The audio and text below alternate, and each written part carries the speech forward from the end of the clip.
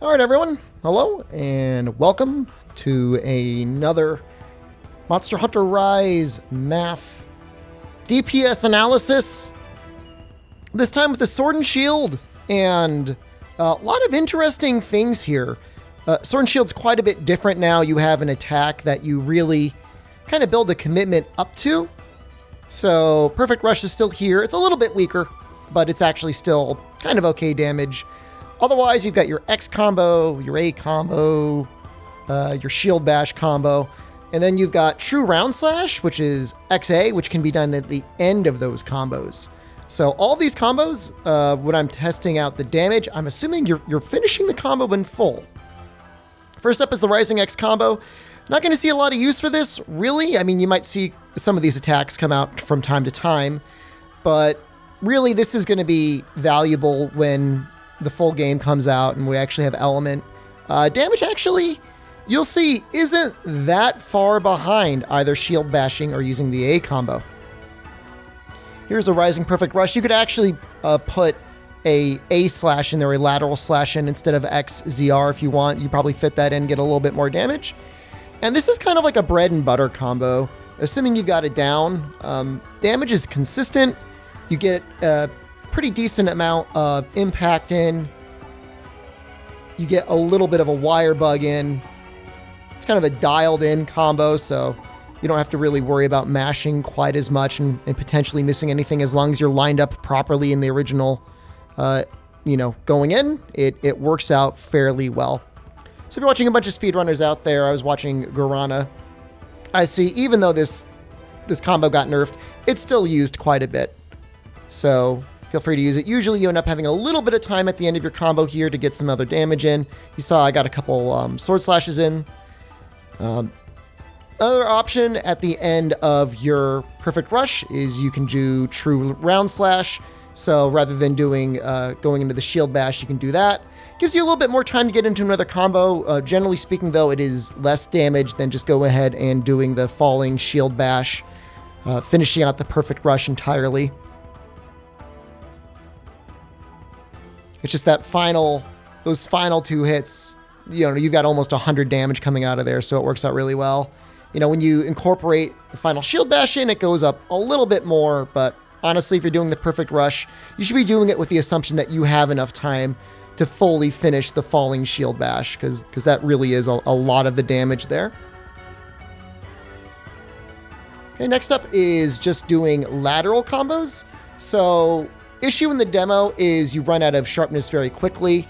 So you may ask, why would I want to do this? Well, say the monster's tripped and you don't necessarily want to trigger another KO because of you've already headlocked them down. This damage works out pretty good. It's actually, you'll see it is slightly better damage than our shield combo.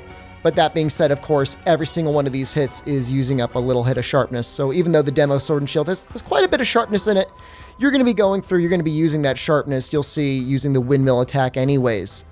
So on most downs, if you're not going to get a Perfect Rush in, then you'll see the Shield Bash is probably better. Unless, of course, again, you're considering maybe I don't want to trigger the next KO quite so quickly. Okay, here's the Shield Bash combo, again, culminating with the True Roundslash. This is great. 4 hits and only one little bit of sharpness used. Big issue here, really the only downside of this is the damage is all backloaded. So if you end up only getting those first 2 hits, it's only 31 damage. It's really not much. So one issue here is, once you've kind of figured out Mitsu or any other monster that you're fighting, you should have a better idea of what sort of openings, what sort of timings you have. If you don't have a long timing, you might want to be better off just trying to do a normal lateral slash combo. All right, here's Windmill. Windmill's great damage. Not a lot of time to get it out. You get iframes. It's all wire bug attack. Nothing bad there.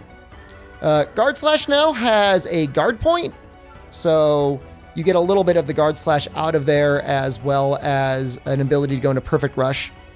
Falling Shadow, it's okay if you were doing like an approach, but the thing is like Windmill does so much more damage. It's really, don't use your wire bugs on that. All right, so that's it. So a lot of time. I know this feels like a short video. I spent a lot of time putting this together, but I was really curious, like, you know, what is the best combo?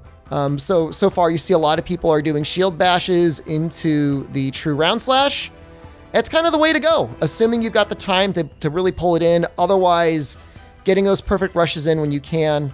If you're not too super worried about your sharpness, using windmills and whatnot when you can to get extra damage off on the head, or if you're panicking and you just want to try and get a little bit of iframes in, that's perfectly fine as well. Okay, so that's it for now. My God, that was a lot of time.